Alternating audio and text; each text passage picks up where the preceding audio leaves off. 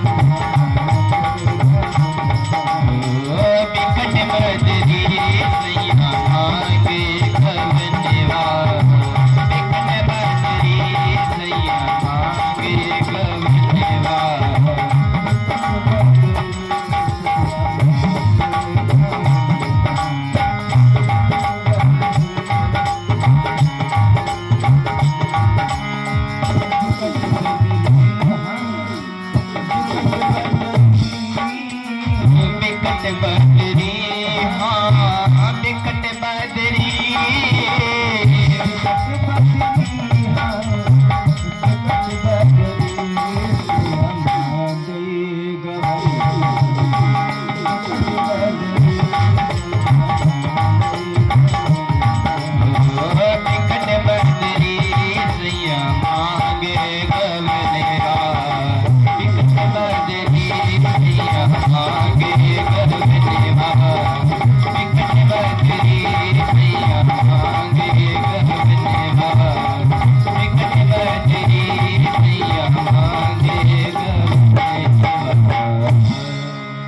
बदरी सैया मांगे गबनवा।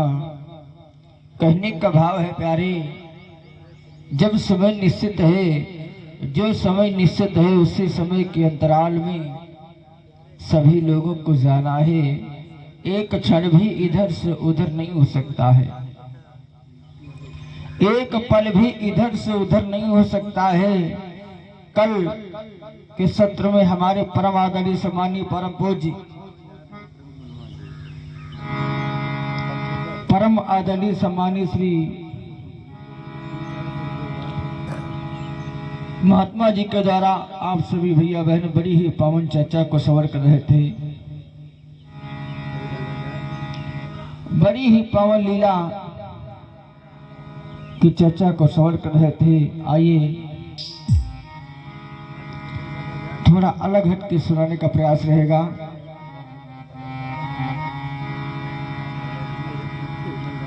बताया जाता है कि श्री रामचरितमानस में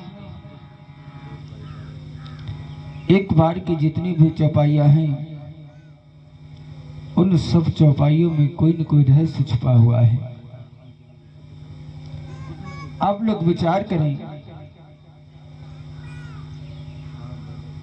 कि जिस समय भगवान राम वन के लिए प्रस्थान करते हैं,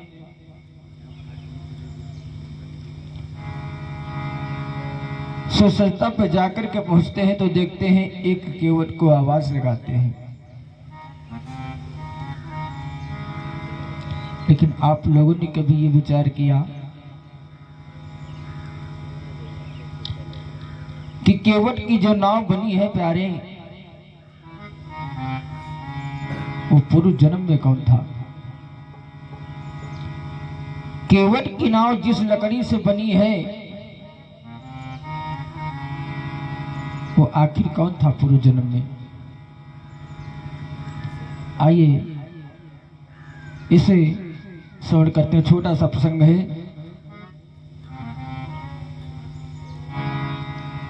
एक समय की बात बताया जाता है कि एक बार सुर पति दरबारा गुण गायन कर लगा खा।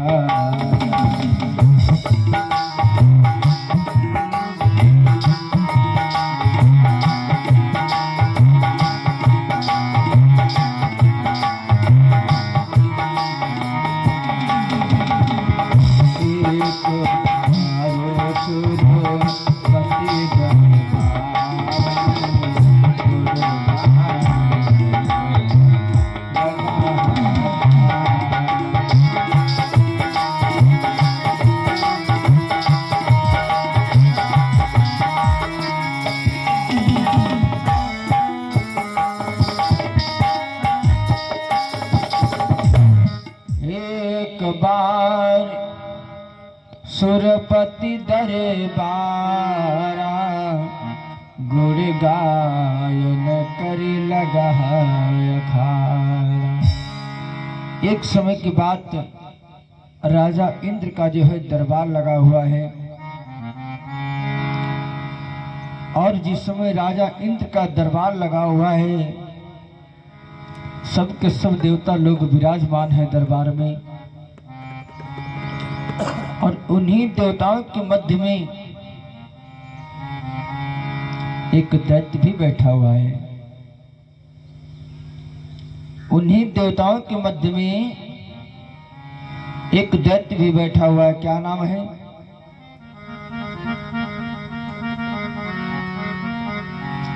कि चित्रकेतु गंधर्व सुजाना,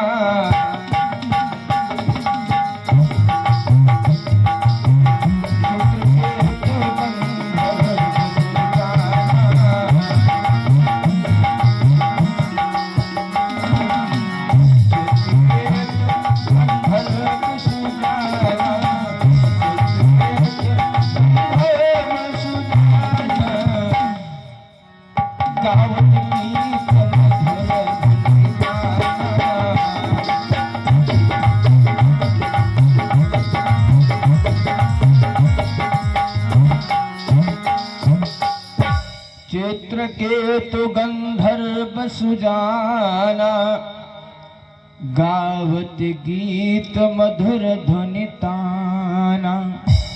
उन्हीं देवताओं के मध्य में एक चित्रकेतु नाम का गंधर्व बैठा हुआ है। जिस समय चित्रकेतु नाम का गंधर्व बैठा हुआ है देवताओं के मध्य में, उसी समय राजा इंद्र के दरबार में एक ऋषिराज जी का आगमन होता है। ऋषिराज कौन है? बड़े ही क्रोधी महात्मा है, बड़े ही क्रोधी महात्मा है जिनका आगमन होता है। बताया जाता है ते ही समय दुर्वासा आए,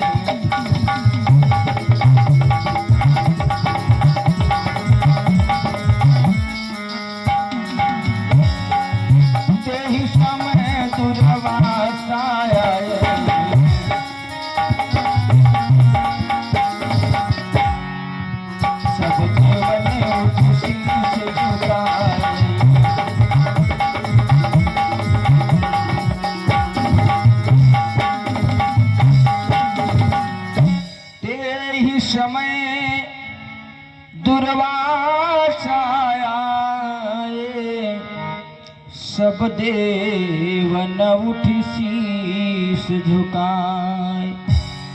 उसी समय इंद्र के दरबार में दुर्वासा ऋषि जी का आगमन हुआ है।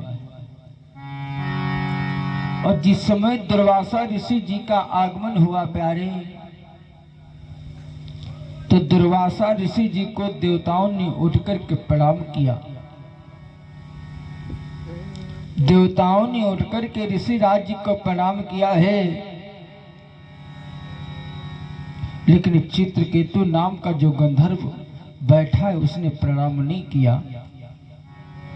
और आजकल भैया प्रणाम करने की विद्या थोड़ी अलग हो गई, भाव अलग हो गया। हमारे परम आदरणीय सम्मानित श्री गुरुदेव भगवान शाम के सत्र में बता रहे थे कि पहले अपने से गुरुजनों को या अपने से बड़ों को आशीर्वाद जिस समय लेना था तो लेट करके प्रणाम करते थे, लेट करके प्रणाम करते थे साष्टांग। और आजकल प्रणाम करने की प्रक्रिया बदल गई दादाजी, थोड़ा प्रक्रिया बदली तो पैरों से हाथ लगाते हैं, पैरों से हाथ लगा करके अपने मस्तक में लगाते हैं, ये थोड़ी प्रक्रिया बदली। उसके बाद में और थोड़ी प्रक्रिया बदली तो थोड़ा गांठियों के और पैरों के बीच में हाथ लगाते हैं, मस्तक में लगा लेते हैं।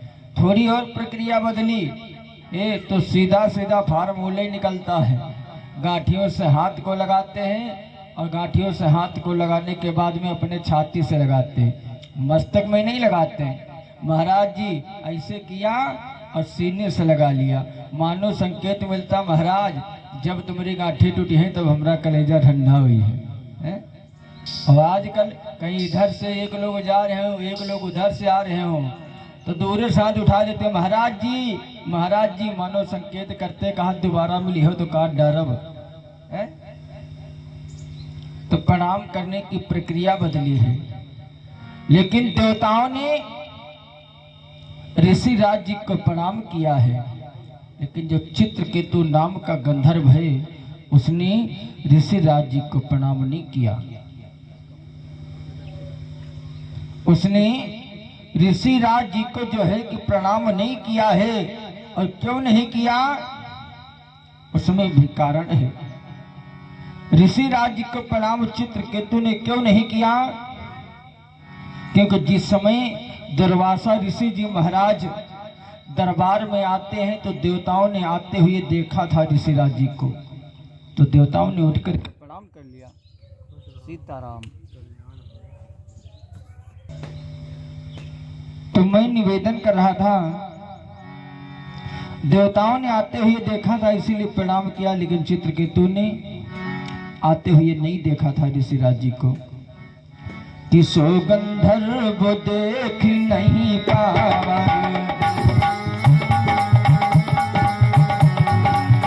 सो गंधर्व देख नहीं पावा, तेरी कारण नहीं शीश झुका।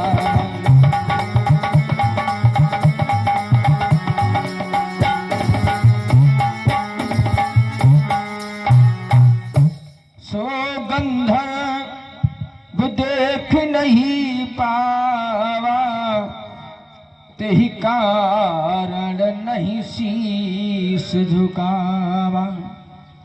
गंधर्व ने आते हुए महात्मा जी को नहीं देखा था, इसी कारणवश महात्मा जी को प्रणाम नहीं किया।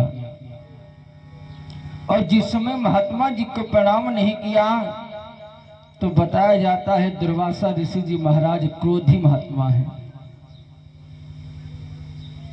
मन में विचार करते ही इतने देवता बैठे हुए हैं, सब लोगों ने मुझे उठकर के प्रणाम किया, वंदन किया, लेकिन इसने मुझे प्रणाम वंदन कुछ भी नहीं किया। आज महात्मा जी क्रोधित हो गए और कहा, तुम एक जड़ के समान बैठे रहे हो, मुझे प्रणाम वंदन नहीं किया, इसलिए। कहा दुर्वासा ऋषि जी ने कि जस कीन्हो तुम मोर अपमाना,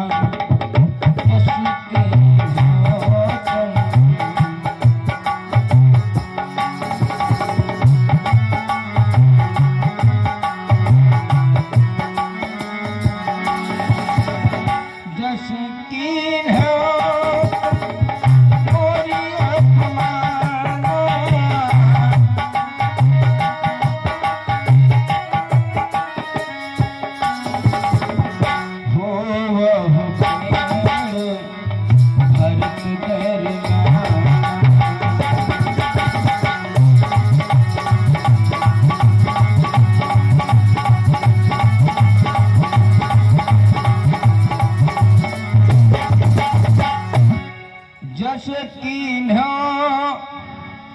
तुम तुम मोर अपमाना,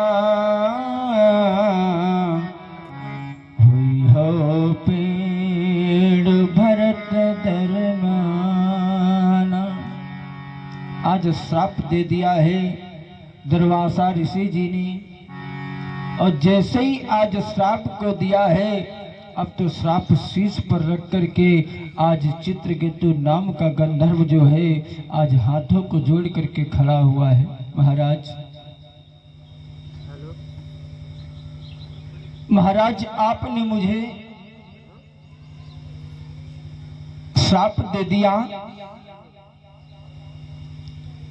मेरा कल्याण कैसे होगा, मेरा उद्धार कैसे होगा? तो आप लोग जानते हैं कि संतों का मन जो है बड़ा निर्मल होता है, मक्खन के समान संतों का भाव होता है। आज जैसे ही करुणा कंदन किया है, विनय की है दुर्वासा ऋषि जी की, तो दुर्वासा ऋषि जी महाराज आज उसको संकेत कर रहे हैं क्या? देखो मेरा श्राप तो मिट है, श्राप तो अमिट नहीं हो सकता है, ये मिथ्या नहीं जाएगा। आपको श्राप जो दिया है मैंने कि पेड़ बनना पड़ेगा, तो आपको पेड़ बनना पड़ेगा। कहा महाराज मेरी उपाय मेरे लिए कोई बता दीजिए।